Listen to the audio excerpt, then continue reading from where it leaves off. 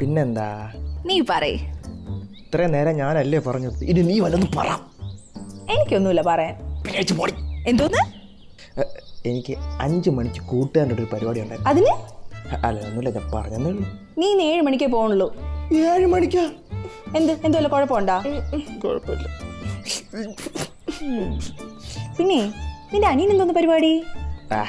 അവൻ്റെ കാര്യമൊന്നും ഞാൻ അന്വേഷിക്കാറില്ല. എന്ത് നിങ്ങൾ ഒരുമിച്ചല്ലേ താമസിക്കണേ?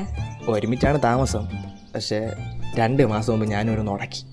ഞാൻ കാര്യം കൈവച്ച് പിന്നെ ഞങ്ങൾ സംസാരിച്ചിട്ടില്ല. നീ അവനോടൊന്ന് സംസാരിക്കണം. എന്തെങ്കിലും പ്രശ്നമുണ്ടോ? അയ്യോ, നിന്റെ അത്ര പ്രശ്നമൊന്നുമില്ല. എടാ, എൻ്റെ വീടിൻ്റെ താഴെ ഒരു കോളനി ഉണ്ട്. അവിടെ കുറേ അലരാതികളുണ്ട്. ഒരു അനി, ഒരു സുനി, ഒരു ശംഭു.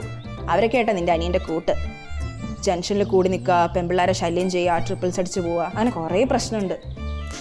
ഓക്കെ, അപ്പം ഞാനിപ്പോൾ എന്തുവാണോ നീ പറയുന്നത്? അല്ല, നീ അവനോടൊന്ന് സംസാരിക്കണം.